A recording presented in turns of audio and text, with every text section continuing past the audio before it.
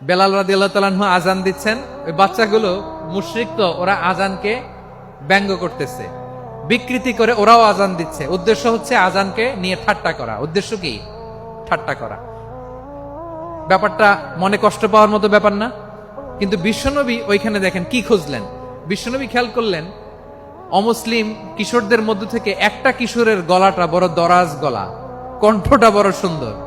খেয়াল করে দেখলেন যে কিছু কিশোর বেলালের আজানকে ব্যঙ্গ করে, বিকৃতি করে, কিন্তু একজনের কণ্ঠ দেখতে পাচ্ছেন না এত দূরে, কিন্তু কণ্ঠটা বড় সুন্দর, দরাজ গলা। বিশ্বনবী সাহাবীদেরকে বললেন, ধরো এগুলারে, ধরো।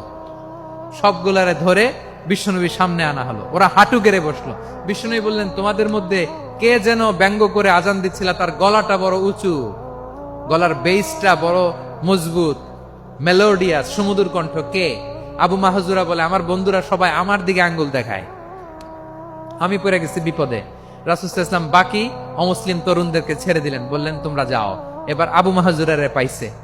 আবু মাহজুরার চুলের মধ্যে হাত দিলেন বিশ্বনবী, মাথায় হাত দিয়ে বললেন, এবার আজান দাও দেখি। আবু মাহজুরা বলে, আমি তো আজান দিতে জানি না, কারণ আমি তো বেলালেরটা শুইনা দিছি, আমার তো মুখস্থ নাই, আমি তো আজান দিতে জানি না। বিশ্বনবী বললেন, জানো না? তাহলে আসো, আমি তোমারে শিখাই দেই। সুবহানাল্লাহ পড়েন। বিশ্বনবী একটা বাক্য পরে, আবু মাহজুরা পরে, বিশ্বনবী পরে, আবু মাহজুরা পরে। আবু মাহজুরা কিন্তু অমুসলিম, মুশরিক। আবু মাহজুরা বলে, এক একটা বাক্য পড়ি আমার কলিজাটা গলে ঠান্ডা হয়ে যা। এতদিন মোহাম্মদকে গালি দিতাম, এখন মোহাম্মদ আমার মাথায় যখন হাত রাখছে, আমার সারা শরীর ঠান্ডা হয়ে গেছে। পুরো বাক্যগুলো যখন শেষ, আজান শেষ, আবু মাহজুরাও যখন পুরো আজান পড়লেন, আবু মাহজুরা বললেন, এতদিন মোহাম্মদের চেহারা দেখলে আমার ঘৃণা লাগতো, আজ থেকে মোহাম্মদের চেহারার চেয়ে প্রিয় চেহারা আমার কাছে নাই। আবু মাহজুরা বললেন, ও মুহাম্মদ, আজানের বাক্য তো আপনি আমারে শেখালেন, এখানেই শেষ করবেন না, আপনি আমারে পড়ায় দেন। লা ইলাহা ইল্লাল্লাহু মুহাম্মাদুর রাসূলুল্লাহ সাল্লাল্লাহু আলাইহি ওয়াসাল্লাম। বিশ্বনবীর সাথে দাঁড়িয়ে উনি শাহাদা পড়ে মুসলমান হয়ে গেলেন। এবার আবু মাহজুরা বলে, ইয়া রাসূলুল্লাহ, ইয়া হাবিবাল্লাহ, আমি মুমিন হয়েছি, মুসলমান হয়েছি, আপনার কাছ থেকে আজান শিখার সৌভাগ্য আমি লাভ করেছি গো নবী। আমার কণ্ঠের বড় তারিফ করেছেন আপনি, আমার আজানকে আপনি পছন্দ করেছেন। একটা জিনিস আপনার কাছে চাই, আপনি আমাকে মক্কার মসজিদুল হারামের মুয়াজ্জিন হিসেবে অ্যাপয়েন্ট করে দে। বিষ্ণু ইসলাম বললেন, যাও আবু মাহজুরা, আমি তোমাকে পৃথিবীর শ্রেষ্ঠতম মসজিদ মক্কার মসজিদুল হারামের মুয়াজ্জিন হিসেবে অ্যাপয়েন্ট করে দিল। দেখছেন কিভাবে ট্যালেন্ট হান্টিং করতে হয়, কিভাবে হিউম্যান রিসোর্স, মানব সম্পদকে ব্যবহার করতে হয়। আসছিল আজানকে ভেঙ্গাইতে, আসছিল কেন?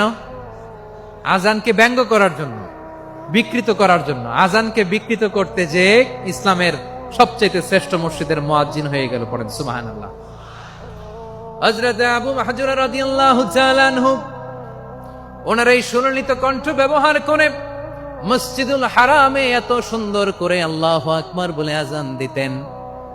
মানুষগুলোর, মুসল্লিগুলোর, মক্কাবাসীর হৃদয়কে তিনি বিগলিত করে দিতেন। মানুষের হৃদয়কে ঠান্ডা হয়ে যেত। শুধু এখানেই শেষ না আমার যশোরের ভাইয়েরা।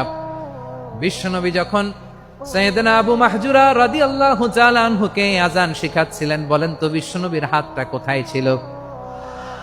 আবু মাহজুরার মাথার সামনে, এই চুলের উপরে ছিল।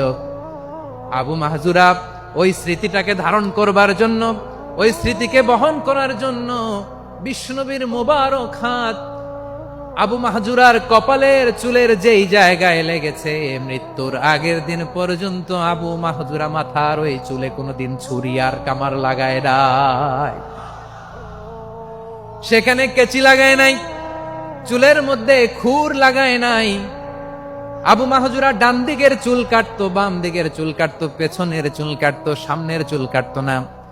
আবু মাহজুরা রাদিয়াল্লাহু তাআলা আনহুর সামনের চুলগুলো বড় হতে হতে যখন এত বড় হয়ে যায়, তিনি চুলগুলো পেঁচিয়ে মাথার মধ্যে রাখতেন। তারপরে তিনি পাগড়ি পরতেন। সবাই জিজ্ঞেস করতো, আবু মাহজুরা, এটা আবার কেমন স্টাইল? দেখতে তোমার কি বিদঘুটে লাগে? কেমন অড লাগে? কেমন খারাপ দেখা যায়?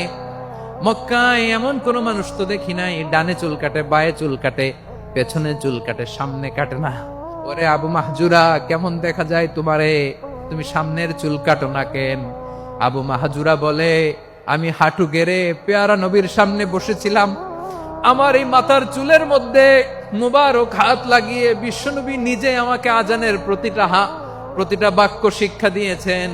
বিশ্বনবীর মোবারক হাত, পবিত্র হাত আমার মাথার চুলের যেই জায়গায় লেগেছে, আমি চাই ওই চুলগুলা নিয়ে আমি আমার কবরের ভিতরে যাব। সাইয়েদনা আবু মাহজুরা রাদিয়াল্লাহু তাআলা আনহু ইন্তেকালের আগের পর্যন্ত মাথার সামনের চুলগুলা কাটে নাই।